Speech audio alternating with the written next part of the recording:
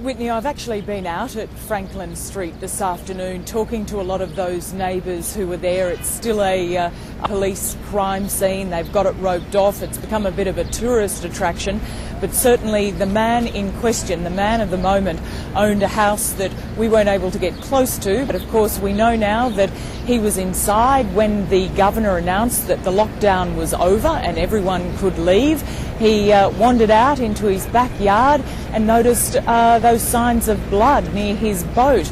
And he wandered down there, took the tarp off the boat and saw a man lying inside, a clearly injured man, someone with blood on him. He went back inside, dialed 911, and then the rest is history. Now, other neighbours I was speaking to out there at Franklin Street were saying they probably wouldn't have been the ones to go walking up to the boat. In fact, I spoke to one woman whose husband insisted on going to walk the dog, and she told him, "You're not going anywhere. It doesn't matter if lockdown has been lifted." They still felt very, very anxious. And then, of course, you know, within the hour, the police just poured into their street and the helicopters overhead, and it was all very dramatic. They said it was quite terrifying, and they all went and cowered under beds in case gunfire ended up spraying out into areas near their homes. They were quite frightened, I must say. But the man who owns that house and owns that boat, and we're told that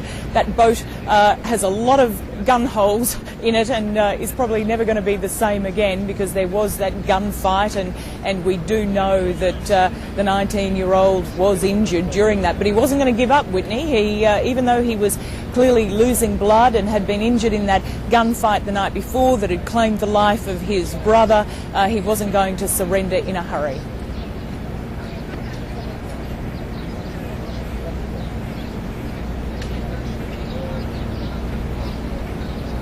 Well, he's in the hospital behind me. We learnt from the Governor Deval Patrick that he is still in a serious condition. There were concerns in the last 24 hours, the last 12 hours, that in fact it was whether he would even pull through, but that doesn't seem to be a question anymore. But that condition is still serious. We know that he's not talking yet, so none of the investigation or questioning has begun.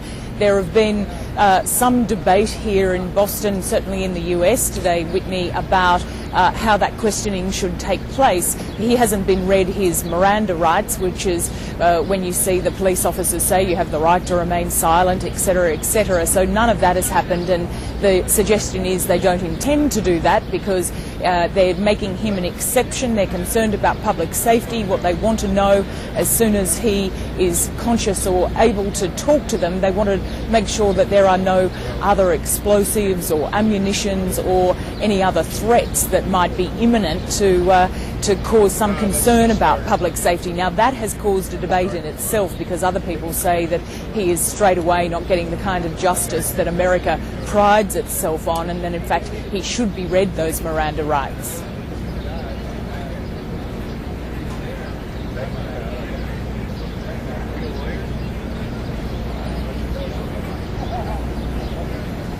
Well, I headed off to the Red Sox baseball game today. I would like to say that I was able to stop and watch the game, but we talked to people as they were going in. You'll recall this was one of the games that was cancelled yesterday when the city was in lockdown. So all these Bostonians turned up. They were absolutely just hyper. They were so thrilled to be there, so glad that this ended the way it did, and pretty quickly when you think that it's Saturday afternoon here and the bombing occurred on Monday, and they wanted to show their pride in Boston. They wanted to show their pride in America. You saw those celebrations last night, but the residents around the house where the suspect was eventually found said they weren't cracking open the champagne. It had all been quite stressful and tense for them, but the mood in the city has definitely lifted from what we've seen over the last few days.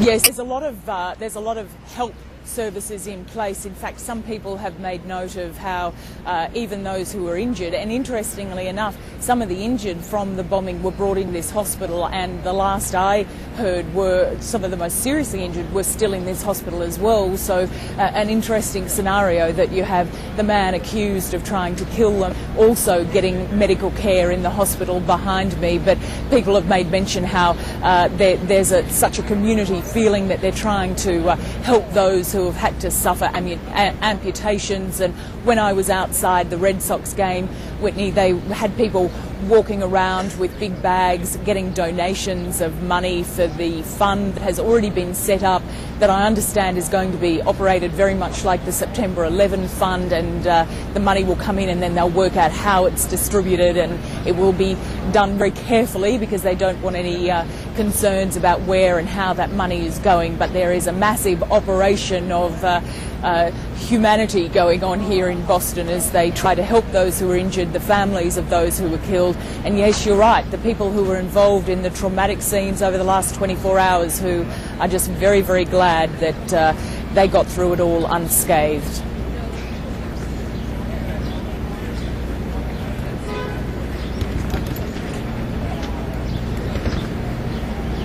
Well, he says that that they want to get to the bottom of what went on. They want to understand what drove these two men, if they are. I mean, they reportedly confessed to the man that they hijacked the car from that they were the Boston bombers.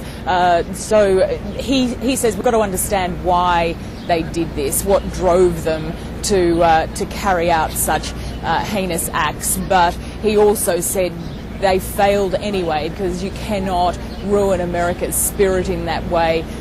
So whatever they were trying to achieve, they didn't, because the way the country has rallied around, and certainly rallied around Boston. So that was the kind of message, very similar to the message he delivered at that memorial service when he came here to Boston a few days ago and tried to, it was less sadness and more uplifting, trying to tell this city in particular that it would be able to overcome this awful tragedy. No one's going to say they're going to forget it, not for a second, but they certainly have a sense that they want to show that they are not going to be beaten by it.